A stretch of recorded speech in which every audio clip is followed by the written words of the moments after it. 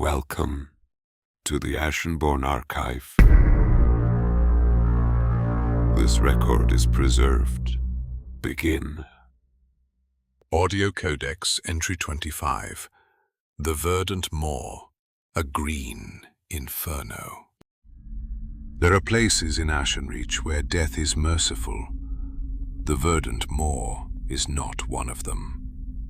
South of the Black Citadel, where ash gives way to root and rain, the land descends into a green dominion where old maps surrender certainty. From the western Dreadmire to the borders of the weeping greenwood, from the smoking heights of Embercrown to the shadow sea, the maw spreads like a wound that learned to bloom. Its first gate is Veinport. Ships arrive beneath walls furred with moss and vine. The docks are slick with salt, resin, fish blood, and jungle rot. Traders come for medicines, venom, orchid oils, carved bone, black sap, and relics pried from forgotten temples. Most never travel farther inland.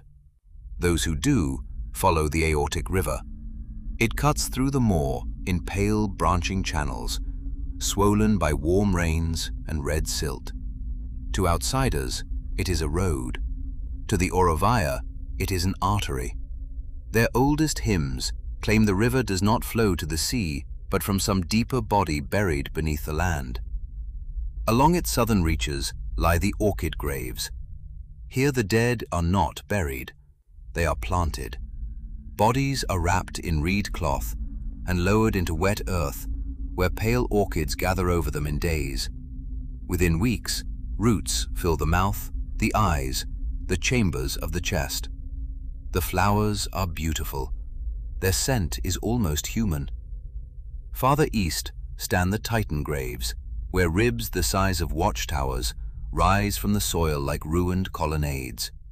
Entire groves grow within ancient skulls. No record names the creatures that left those bones, and the Orovaya refuse to speak of them after sunset. They say the giants were not slain. They were emptied. At the heart of the lower maw rises Orovaya, a city of stone terraces and rain-blackened towers. The Orovaya rule the river country beneath Queen Kalamaya. Outsiders mistake their reverence for worship. It is not. They bargain with it. Every orchard has an offering pit. Every bridge bears a blood channel. Every newborn is marked with resin from a tree whose roots have touched a grave. To refuse the old rites is to invite the maw closer. North of Orovaya, the river splits around a basin called the Sepulchral Bloom. Nothing grows there but one flower. A vast, fleshy blossom rises from black mud, opening only after heavy rain. Its petals are the color of old bruises. Pilgrims once descended into its center, carrying urns of their dead. None returned. When the bloom closes, the ground trembles for 3 days. Beyond it, the jungle thickens.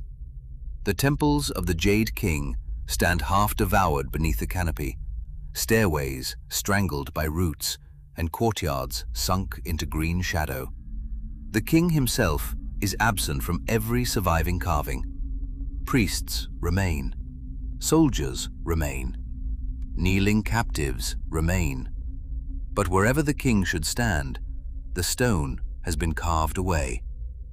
Near the temples rise the mourning steps, thousands of narrow terraces climbing into mist. Rainwater runs down them in silver sheets. On certain nights, voices are heard beneath the stone, ascending one step at a time. No traveler has seen what reaches the top. Deeper still lies the Resin Jungle. Here the trees grow broad enough to hold shrines inside their trunks. Their bark sweats dark amber that hardens around insects, bones, weapons, and sometimes faces.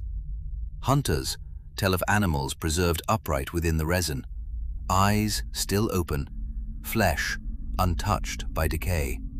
Some are ancient, some are not. Above the forest hangs the hollow canopy, where pillars of living wood rise through fog into a ceiling of intertwined crowns. Little sunlight reaches the ground. Fungi glow along the roots. Winged things move overhead without sound. Then the green begins to fail. The Cinderwilds stretch north beneath Embercrown, where ash smothers fern and fire splits the earth. Yet even there, the jungle returns. Black shoots rise through cooling slag. Flowers open in burned soil before the smoke clears. Nothing in the moor accepts an ending.